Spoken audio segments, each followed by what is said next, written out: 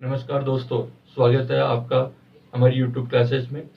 कल हमने जो क्लास फर्स्ट स्टार्ट की थी उसके अंतर्गत हमने कुछ एटलस से रिलेटेड कुछ क्वेश्चनों को हमने सॉल्व किया था और उनके बारे में हमने जानकारी हासिल की थी। आज हम कुछ अच्छा, कुछ नया, कुछ सब्जेक्ट के पर्पज से लेके आए हैं जो आपके आरएस एग्जाम हुआ, आईएएस एग्जाम हुआ, एसएससी, रेलवे या अदर जो भी आप कॉम्पिटेटिव एग्जाम देते हो उनमें भी इन क्वेश्चनों को डायरेक्ट हिट करके पूछा जाता है और सीधे सीधे से नंबर आप इसके बारे में ले सकते हो। और कॉलेज में भी जो आजकल जो कॉलेज सिलेबस है उसमें भी सिलेबस टू अकॉर्डिंग आपको क्वेश्चन कराए जा रहे हैं। तो हम देखते हैं कि कुछ आपको हमने फैक्ट्स दे रखे हैं। Moho, discontinuity, sial, hotspot, transport fault, weathering, glacier, loess, lithosphere, ocean current, dead valley. ये सब जो भी आपके सामने वर्ड मीनिंग्स दिए गए इनके बारे में आपको विस्तार से जानकारी आनी चाहिए और आपको ये भी मालूम होना चाहिए कि इनका इम्पोर्टेंस क्या रोल है। ज्योग्राफी हम पढ़ते हैं, ज्योग्राफी में इन शब्दों का क्या रोल है, इनके द्वारा हम किस चीज को मालूम कर सकते हैं, बता सकते हैं। तो हम स्टार्ट करते हैं। Number one, Moho discontinuity. Simple सी वर्ड है मोहो डिसकंटिन्यूटी, आपने पढ़ा भी होगा और ज्योग्राफी स्टूडेंट्स को, ज्योग्राफी पढ़ने वालों को तो मालूम होना चाहिए। मोहो डिसकंटिन्यूटी एकदम स्ट्राइक करना चाहिए माइंड में, ये क्या वर्ड है। मोहो डिसकंटिन्यूटी मीनिंग है interior part of the earth, पृथ्वी की आंतरिक संरचना, जिसके अंतर्गत हम पढ़ते हैं कि पृथ्वी को किस प्रकार से कितने भागों में बांटा गया है। तो पृथ्वी को सामान्य से हम 3 भागों में बांटते हैं, क्रस्ट, मैंटल, कोर। उन्हीं में से ही एक मोहो डिसकंटिन्यूटी, जिसका सृजन मोहो विवेकिक नाम के आधार पर 1909 में किया गया था। हम ये देखते हैं मोहो डिसकंटिन्यूटी कहाँ पाई जाती है। तो हमारे सामने ये डायग्राम है जिसके अंतर्गत हम पृथ्वी की आंतरिक संरचना को समझते हुए इस मीनिंग को भी हम समझेंगे। नंबर वन है क्रस्ट, फिर हम कहेंगे मेंटल और लास्ट में हम इसको कहेंगे कोर। कोर यानी क्रस्ट, मेंटल, देन अंतरतम। अंतरतम, अब ये 3 तो लेयर हो गई आपकी टॉप टू डीपेस्ट पार्ट में जाने पर, यानी ऊपर से नीचे अगर आप जाते हो तो पृथ्वी की आंतरिक संरचना के अंतर्गत ये 3 तो आपको मिलेगी। मोर डिसकंटिन्यूटी, जो आपकी क्रस्ट का जो एरिया होता है, और ये क्रस्ट का जो एरिया होता है इसी के नीचे होता है आपका मेंटल। और क्रस्ट का जो नीचे का ये क्रस्ट को अगर हम डिवाइड कर दें तो इसको हम कहेंगे अपर क्रस्ट और इसको हम कहेंगे लोअर क्रस्ट। और इसी प्रकार से मेंटल के भाग को हम डिवाइड कर दें, इसको हम कहेंगे लोअर मेंटल और इसको हम कहेंगे अपर मेंटल। तो देन हुआ क्या कि लोअर मेंटल अपर मेंटल के मध्य में एक डिसकंटिन्यूटी या असमानता का सृजन होता है और उस असमानता सृजन के बारे में सबसे पहले मोरोविविक ने 1909 में बताया। इस कारण से उन्हीं के नाम पर इसको मोरोविविक असमानता के नाम से भी जानते हैं। अभी असमानता मीनिंग क्या है, हम ये देखते हैं कि जैसे जैसे हम धरातल से नीचे गहराई की ओर जाते हैं तो यहाँ पे जो पी वेव्स होती है, जो प्राइमरी वेव्स होती है, उसकी गति में परिवर्तन आ जाता है और वो गति 6.7, कितनी 6.7 टू कितनी हो जाएगी आपकी 7.5 टू 8 तक हो जाती है। और जो ये अंतर या ये जो फॉर्म में जो परिवर्तन आता है इसी को हमने क्या कह दिया, मोरोविविक डिसकंटिन्यूटी। अर्थात हम ये कह सकते हैं कि इसी प्रकार से धरातल से गहराई तक जाने पर इस प्रकार की 4 डिसकंटिन्यूटी सीरीज पाई जाती है, जिनको हम क्रम से कह सकते हैं एम, आर, सी, तो एम, आर, जी और सी। एम का मतलब मोरोविविक, मोरोविविक।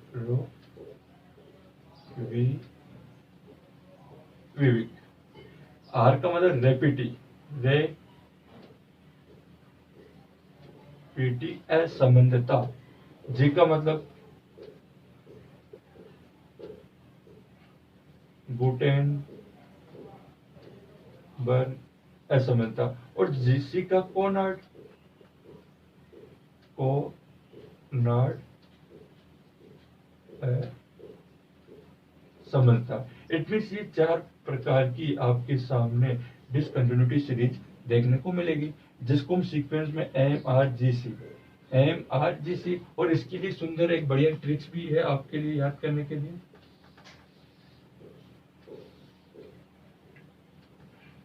मोरे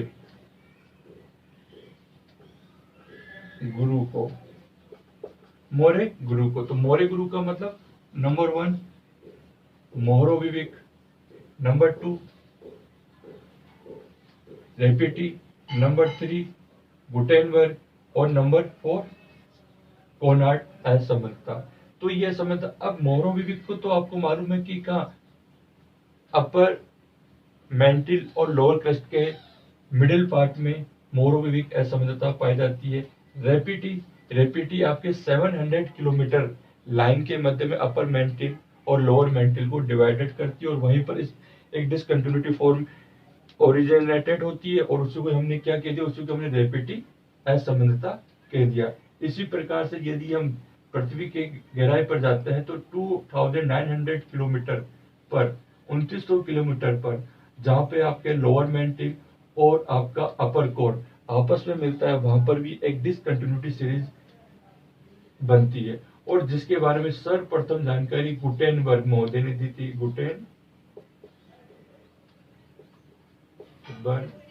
महोदय ने दी थी। इस कारण से इसको हम गुटेनबर्ग असंबंधता के नाम से भी जानते हैं। इसके पश्चात हम देखते हैं कोरनोड आपके ऊपरी अंतरतम और निचले अंतरतम को अलग करने वाली रेखा को या ऊपरी अंतरतम और निचले अंतरतम को अलग करने वाली असंबंधता को हमने कोनोड असंबंधता के नाम से जाना जाता है। तो इस प्रकार से हम ये समझ सकते हैं कि मोरो डिसकंटिन्यूटी के थ्रू हम इस 4 सीरीज को काफी आसानी से इस ट्रिक के द्वारा हम बता सकते हैं, मोरे गुरु को। तो आप इस क्वेश्चन को मेरे ख्याल से अब कभी गलत नहीं करेंगे और जहां पर भी इसका बताना, आप इसके बारे में विस्तार से बताने का प्रयास करेंगे। नेक्स्ट देखते हैं हम सियाल के बारे में, और आपने पढ़ा भी होगा सियाल के बारे में। सियाल क्या चीज है देखते हैं। देखा जाए तो सियाल भी इंपॉर्टेंट है अपने आप में। और सियाल क्या है, ये भी क्या है, एक लेयर है, लेयर ऑफ द अर्थ। लेकिन इसमें थोड़ा सा अंतर देखने को मिलता है। लेयर ऑफ द अर्थ तो एक कौन सी केमिकल कंपोजिशन,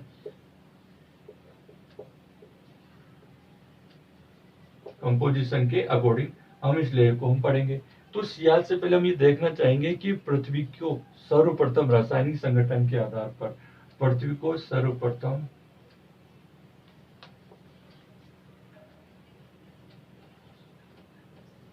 पृथ्वी को रासायनिक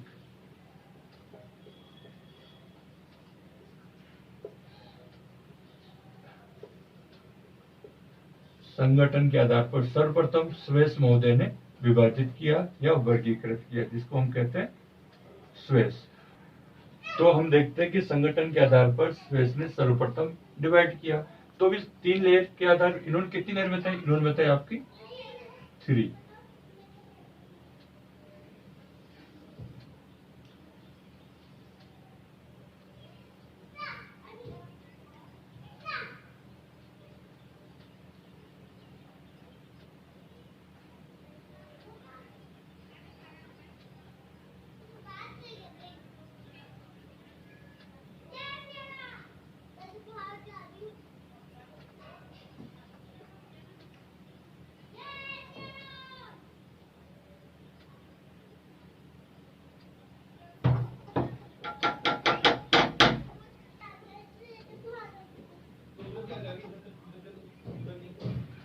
देखिए सियाल, सीमा और निफे 3 लेयर है। हम बात कर रहे हैं सियाल की। तो सियाल नंबर 1 की लेयर है आपकी सियाल। जो सियाल किससे बनी है, सियाल बनी है सिलिका और प्लस एल्यूमिनियम से बनी है। इसी प्रकार से हम देखते हैं सीमा, सिलिका प्लस मैग्नीशियम से बनी है। निफे निकल प्लस फेरियम से बनी है। तो हम सियाल, जिसका डेंसिटी कितनी होती है, सियाल में डेंसिटी होती है 2.9, सीमा में होती है 2.9 टू 4.7 और निफे की होती है 11। सियाल में मुख्यतः ग्रेनाइट चट्टानों की प्रधानता देखने को मिलती है और इसी के द्वारा महाद्वीप भी सियाल के, यानी महाद्वीप भी इसी के बने होते हैं। और इनमें एसिड, इनमें तेजाबी पदार्थों की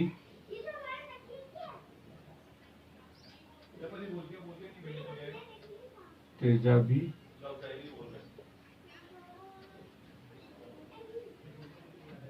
पदार्थों की प्रधानता पाई जाती है। सीमा, जिसके अंतर्गत क्या है सीमा, इसके द्वारा सागर या महासागर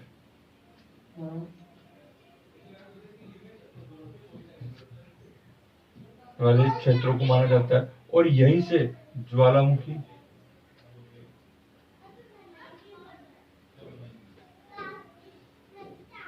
का मैग्मा धरातल के ऊपर आता है। और नीचे पृथ्वी का सबसे कठोरतम भाग। तो हमारे क्वेश्चन क्या था, सियाल। और सियाल का मीनिंग क्या हो गया, सियाल बनी है सिलिका और एल्यूमिनियम से, जिसमें ग्रेनाइट चट्टानों की प्रधानता है। महाद्वीपीय संरचना सियाल के द्वारा तेजाबी पदार्थों की मात्रा अधिक देखने को मिलती है। और इसकी गहराई होती है 300 से लेकर 800 किलोमीटर की गहराई पर यह आपकी सियाल पाई जाती है। सीमा 1000 से लेकर 3000 किलोमीटर की गहराई तक पाई जाती है। लेकिन इनमें तीनों में रासायनिक संगठन के आधार पर भिन्न भिन्न तत्वों में भिन्नता देखने को मिलती है। तो इसके लिए आपको सबसे अच्छा क्वेश्चन सियाल से पहले हमें ध्यान रखना पड़ेगा कि सर्वप्रथम पृथ्वी को रासायनिक संगठन के आधार पर किसने विभाजित किया, तो आपका आंसर आ जाएगा स्वेस। इसके बाद आपसे पूछे डोमिनेट टू एलिमेंट्स। इसके बाद हम देखते हैं कि ट्रांसफॉर्म फाल्ट, जिसे हम कहते हैं रूपांतरण भ्रंश। तो देखिए रूपांतरण भ्रंश क्या चीज, रूपांतरण भ्रंश, रूपांतरण भ्रंश इसका संबंध किससे होगा, तो इसका डायरेक्ट संबंध हम देखेंगे प्लेट, प्लेट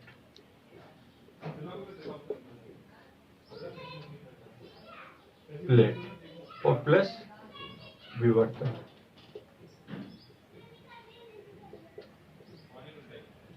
जिसको हम कहते हैं प्लेट टेक्टोनिक थ्योरी के नाम से जानते हैं। तो रूपांतरण भ्रंश से अभिप्राय ये होगा कि जो धरातल के ऊपर जो प्लेटें पाई जाती है उनमें एक प्लेट का एक प्रकार है जिसको हम संरक्षित प्लेट भी कह सकते हैं, संरक्षित प्लेट भी कह सकते हैं। और हमें यह भी जानकारी होनी चाहिए प्लेटें कितने प्रकार की होती है, प्लेटें 3 प्रकार की होती है, number 1, number 2, number 3 according to nature. प्रकृति उनकी क्या होगी, जब दो प्लेटें आमने सामने फेस टू फेस एक दूसरे के सामने अभिसरित होती है, अभिसरित,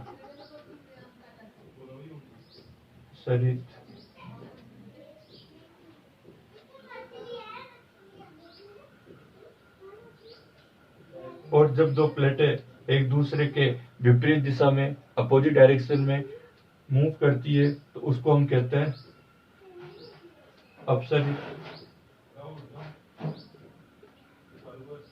और जब प्लेटें ना तो आमने सामने मूव करती ना विपरीत दिशा में मूव करती है, वो प्लेट करती है अप एंड डाउन, यानी अगल और बगल, अगल बगल में। तो इस प्रकार के प्लेटों के 3 नेचर के अकॉर्डिंग 3 प्रभाव क्षेत्र होते हैं, मूवमेंट करती है। अभी सारी प्लेट को ही हम क्या कहते हैं, विनाशात्मक प्लेट कहते हैं, प्लेट कहते हैं। अपसरित प्लेट को हम क्या कहते हैं, रचनात्मक प्लेट कहते हैं। और रूपांतरण प्लेट को हम क्या कहते हैं, इसी को हम क्या कहते हैं, संरक्षित प्लेट कहते हैं।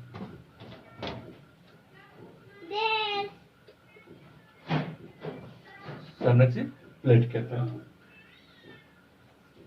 चलिए हाँ। तो हमारा क्वेश्चन क्या था, ट्रांसफॉर्म फाल्ट, रूपांतरण भ्रंश। तो रूपांतरण भ्रंश का मीनिंग हो गया जब दो प्लेटें अगल बगल में मूव करती है तो उनके द्वारा ना तो किसी प्रकार का क्षय होता है और ना किसी प्रकार की रचना होती है। केवल दो प्लेटों के मध्य में होने वाला घर्षण केवल वही यहाँ पे कार्यरत होता है और किसी प्रकार का नुकसान या किसी प्रकार की रचना देखने को नहीं मिलती। और ये जब फ्रिक्शन होगा दो प्लेटों में तो थोड़ा बहुत वहां पर आप एक भूकंप का आना एक सामान्य सी बात है। और इसके लिए हम वर्ड पे एक एग्जाम्पल के तौर पे अगर देखा जाए, इसका बेस्ट एग्जाम्पल है सैन एंड्रियासिक ब्रंस, जो रूपांतर प्लेट का बेस्ट एग्जाम्पल है। और सैन एंड्रियासिक ब्रंस कहाँ पाया जाता है? ये आपके पाया जाता है कि आपने देखा होगा जो यूएसए है, संयुक्त राज्य अमेरिका और कैलिफोर्निया,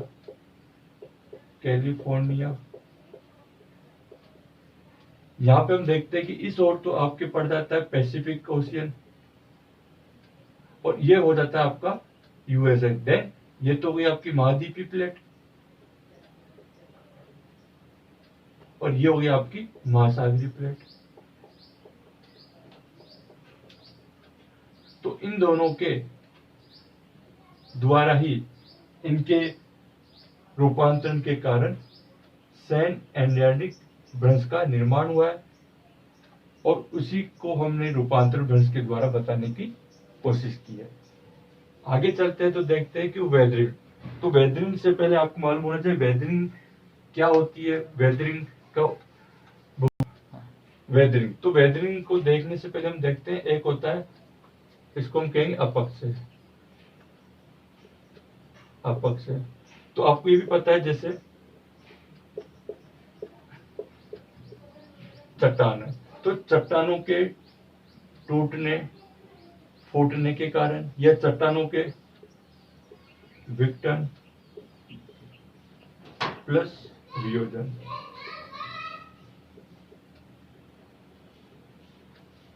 के द्वारा चट्टानों का जो क्षय होता है, जो मलबा होता है,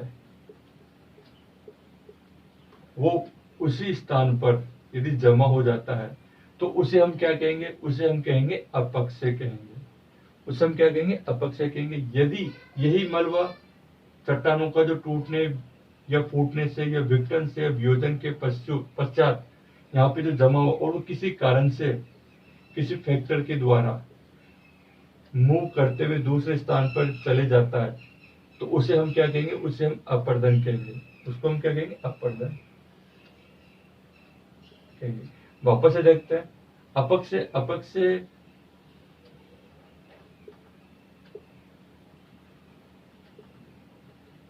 और अपर्दन। अपक्षय एज ए स्थिर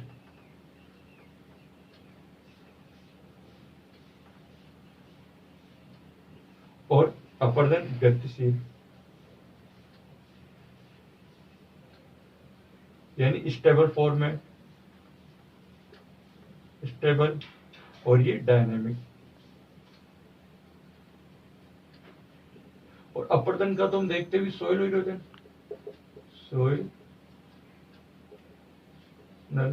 यानी सोइल इरोजन यानी मृदा का एक स्थान से कटाव के कारण दूसरे स्थान पर चले जाना।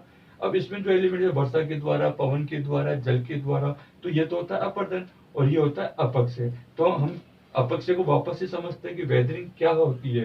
चट्टानों के विघटन और वियोजन। विघटन मीन्स टूटना और फूटना, वियोजन मीन्स फैलना और सिकुड़ना के कारण चट्टानें यदि उसी स्थान पर मलबे के रूप में जमा हो जाती है या इकट्ठी हो जाती है, उसे तो हम कहेंगे अपक्षय। और यही मलबा या यही चट्टानों का जो टूट फूट मलबा है वो किसी पवन द्वारा, जल के द्वारा एक स्थान से दूसरे स्थान पर गोइंग हो जाता है, मूव कर जाता है, तो उसको हम क्या कहेंगे? अपर्दन कहेंगे। अब भूगोल में हम देखते हैं कि अपर्दन और अपक्षय के ये दोनों को मिला दिया जाए तो उससे एक नया वर्ड क्या बन जाता है? उसका मीनिंग हो जाता है अनाच्छादन। साधन। और जिसे हम इंग्लिश में क्या कहते हैं? डेनुडेशन।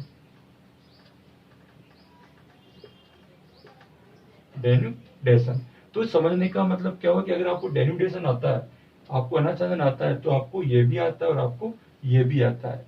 और ये सब कुछ क्या होगा? ये सब आपके चट्टानों के विघटन और वियोजन के आधार पर जो ये निर्माण, जो ये प्रोसेस होता है, उसको हमने अनाच्छादन कहा, जो अपक्षय को भी बताता है और अपर्दन को भी बताता है। तो यहाँ हमने केवल वेदरिंग की बात की, तो weathering as a stable format में चट्टानों का विघटन और वियोजन होने के पश्चात वहीं पर जमा होकर इकट्ठा हो जाना ही क्या कहलाता है? अपक्षय कहलाता है। अपक्षय कहलाता है। नेक्स्ट देखते हैं ग्लेशियर। ग्लेशियर, इस नाम को तो आप बड़े अच्छे से जानते हो, ग्लेशियर। और ग्लेशियर को हम क्या कहते हैं? हिमानी। हिमानी। तो आपसे पूछा जाता है ग्लेशियर क्या चीज है या हिमानी क्या होती है? तो वैसे देखा जाए तो हिम रेखा, आपने नाम सुना होगा, हिम रेखा। और ये हिम रेखा क्या करती है? हिम रेखा बताती है कि यदि इस रेखा के ऊपर वाले भाग की हम बात करें तो वो पूरा क्या होता है? वो ice cover, always ice cover area, यानी कि पूरे साल बर्फ से आच्छादित या बर्फ से जमा हुआ एरिया होता है, उसी को हम क्या कहते हैं? हिमानी कहते हैं। और इस रेखा के नीचे आने पर हम देखते हैं कि हिमानी की जो मात्रा होती है, हिमानी का जो घनत्व होता है वो कम होता जाता है। हिमानी होती है कि हिमानी सामान्य रूप से क्या होती है? जमी हुई नदियां, वही तो आपकी हिमानी कहलाती है। तो हिमानी, और हिमानी क्या एज ए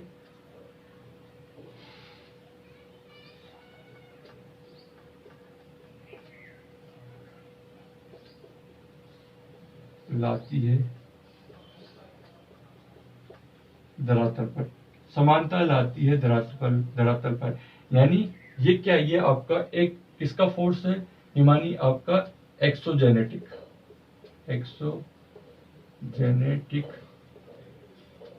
फोर्स का एक कारक, जिसको हम कहते हैं बहिर्जात बल। और ये क्या करते हैं? धरातल पर असमानताओं की बजाय समानताओं का विस्तार करते हैं। और हिमानी का एक क्लाइमेट से भी रिलेटेड है।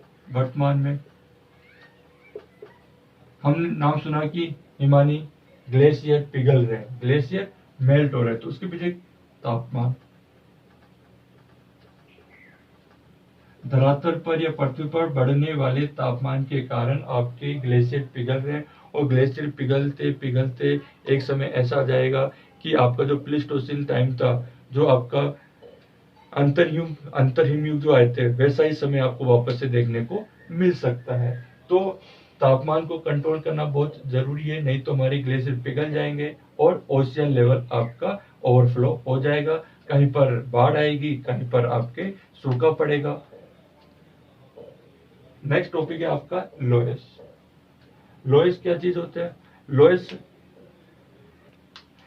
तो हमने पढ़ा है ग्लेशियर हिम के जमाव, धरातल के ऊपर जो हिम के जमाव होते हैं उनको ग्लेशियर का, और मुख्यतः धरातल के ऊपर ऑस्ट्रेलिया को छोड़कर सभी महाद्वीपों में स्थायी ग्लेशियर या स्थायी हिम क्षेत्र देखने को मिलते हैं। और इसके बेस्ट एग्जांपल अगर हम देखें नंबर 1 पे, तो आपके हो गए अंटार्कटिका,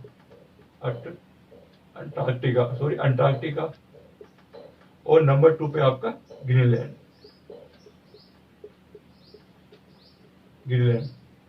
ये दोनों आपके परमानेंट ग्लेशियर कहलाते हैं धरातल।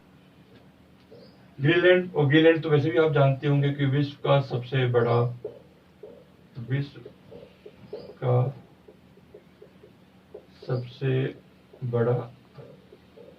द्वीप भी कहते हैं ग्रीनलैंड को। नेक्स्ट है लोएस। लोएस क्या है और लोएस का निर्माण कैसे होता है? लोएस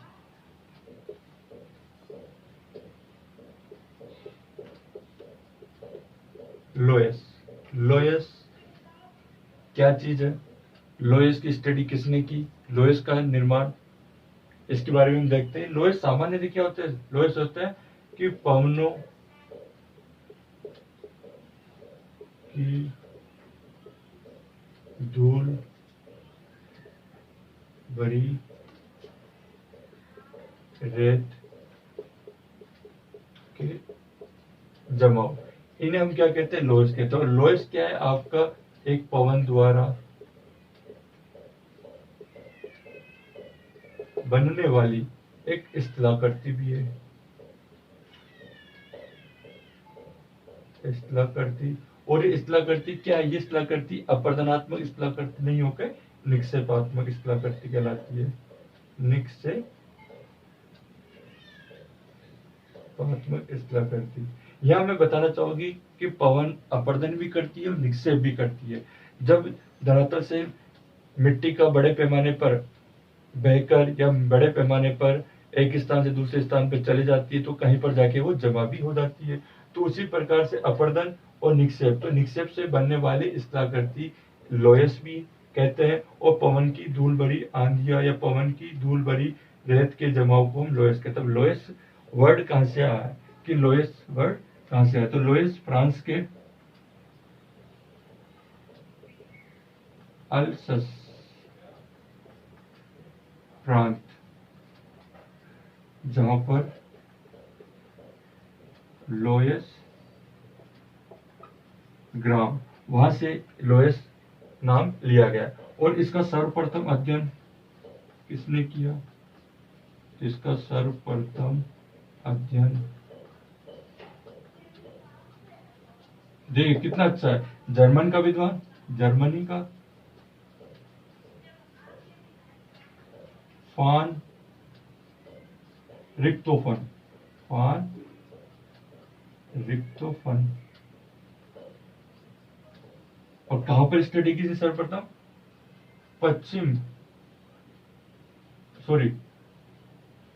उत्तर पश्चिम चीन या चाइना। तो हम ये देखेंगे कि सर्वप्रथम अध्ययन लोयस का जर्मनी के फोन रिक्टोफन ने उत्तर पश्चिमी चीन में किया, और फ्रांस के अल्सासस प्रांत में लोयस ग्राम में, वहां से लोयस नाम लिया गया। अब इसे फ्रांस में इसे लीमन के नाम से भी जानते हैं, लोयस को फ्रांस में लीमन भी कहा जाता है।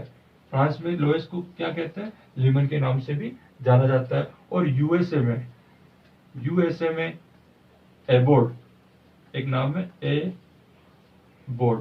तो एबोर्ड सभी पर ये हो गया कि यूएसए में लोयस के समान जमा होने वाले रेत की मिट्टी या धरातलीय मिट्टी को वहां पर एबोर्ड कहा जाता है, जो एक लोयस नुमा मृदा का निर्माण करती है। तो हमने देखा कि लोयस, तो यहाँ पे हम एक ये चीज देखना चाहेंगे, लोयस से एक तरीके से पारगम में क्षेत्र होता है जहां पर से नदियों का जल आसानी से वहां से निकल पाता है। और आपने चाइना का नाम आया, चाइना में आपने देखा होगा चीन में एक शोक है, एक नदी जिसको हम कहते हैं चीन का शोक, हांगू नदी, वो भी क्या इस लोयस वाले एरिया से होती हुई चीन के शोक का निर्माण करते हैं, जिसको चीन का दुख भी कहा जाता है।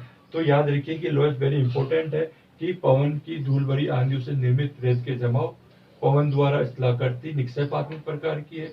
और इसका नामकरण कहां से हुआ, इसका नामकरण फ्रांस के अल्सस प्रांत के लोयस ग्राम से लिया गया, जहां पर इसको फ्रांस में लेमन के नाम से भी जानते हैं। सर्वप्रथम लोयस का अध्ययन जर्मनी के फोन रिक्टोफन ने उत्तर पश्चिमी चाइना में किया था। और यूएसए में लोयस के प्रकार जैसी मृदा को या भूमि निक्षेप मिट्टी को एबोर्ड के नाम से जाना जाता है।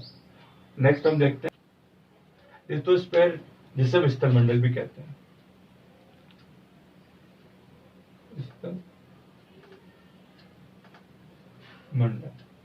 लिथोस्फीयर स्थलमंडल भी कहते हैं। धरातल का जो अपर क्रस्ट एरिया होता है वही लिथोस्फीयर कहलाता है, और जो धरातल से 100 किलोमीटर तक का जो एरिया बनता है उसी को हमने क्या कहा, उसी को हमने स्थलमंडल कहा या लिथोस्फीयर कहा। नेक्स्ट हमारा ओशियन करंट, जिसको हम कहते हैं महासागरीय धाराएं, महासागरीय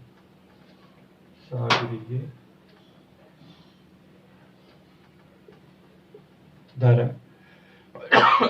ओशियन करंट महासागरीय धाराएं दो प्रकार की होती है, एक होती है आपकी ठंडी, एक होती है आपकी गर्म जल धारा। विषुवत रेखा और pole, north pole and south pole. यदि हम इक्वेटर लाइन से हम ध्रुवों की ओर जाते हैं या ध्रुवों से हम इक्वेटर लाइन की ओर जाते हैं तो हम देखते हैं कि यहाँ से एरिया गर्म है और ये एरिया ठंडा, और ये भी ठंडा। तो हम ये कहना चाहेंगे, ये समझना चाहेंगे कि विषुवत रेखा से ध्रुवों की ओर जाने वाली धाराएं क्या कहलाती है, गर्म जल की धाराएं कहलाती है। और ध्रुवों से विषुवत रेखा की ओर आने वाली धाराओं को हम क्या कहते हैं, ठंडी धारा के नाम से भी जानते हैं। और जहाँ पे ठंडी धारा और गर्म धारा आपस में मिलती है वो एक अनुकूल क्लाइमेट को बनाती है, एक अनुकूल स्थिति को बनाती है, जो मत्स्य उद्योग या मत्स्य उद्योग के लिए,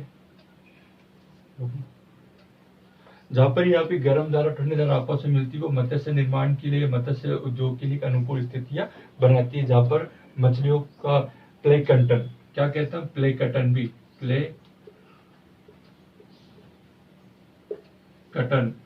भोजन पदार्थ काफी अधिक यहाँ पर पाया जाता है, और यहाँ पर मछलियां एक स्थान ठंडी और एक स्थान पर गर्म दोनों पे मिलती है, तो एक अनुकूल स्थिति बनाती है। जैसे हमने कहा न्यू फाउंडलैंड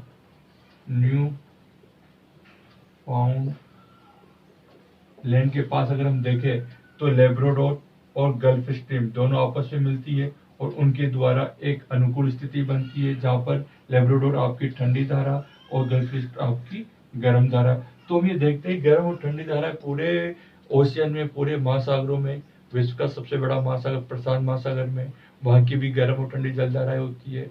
अटलांटिक महासागर, जिसे हम विश्व का सबसे व्यस्त महासागर भी कहते हैं, और वहाँ पे अच्छे बंदरगाह भी देखने को मिलते हैं, वहां पर भी गर्म और ठंडी धाराएं पाई जाती है। हिंद ओशियन या हिंद महासागर में भी गर्म और ठंडी धाराएं देखने को मिलती है, लेकिन इनकी विषुवत रेखा से ध्रुवों से विषुवत रेखा की ओर चलने के कारण इनके स्थान, इनमें गति में, इनके प्रभाव में अलग अलग अंतर देखने को मिलता है। और एक सबसे बड़ी बात मैं कहना चाहूंगा, जहां पर भी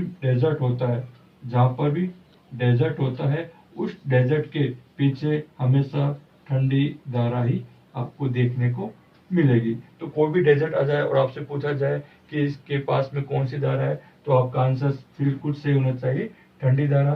केवल आपको क्या देखना है कि वो कौन से ओशियन की बात कर रहा है, वहां की कौन सी ओशियन करंट होगी। तो ये ओशियन करंट देख लिया। अब हम देखते हैं लास्ट आपका डेड वैली जिसको हम कहते हैं मृत घाटी। तो सीधा सा एक होती है डेड वैली, मृत घाटी, जो कहां पर है आपके कैलिफोर्निया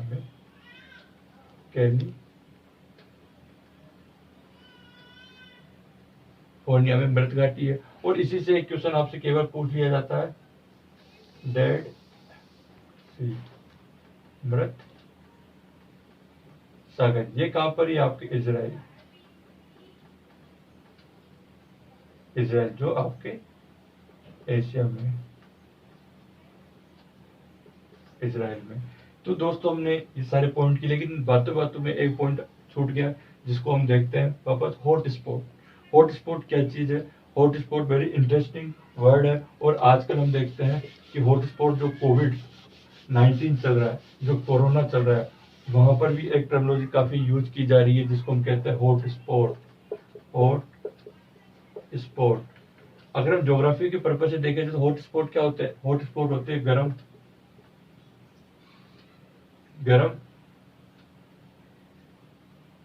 हॉट स्पॉट होते हैं आपके हॉट स्पॉट गर्म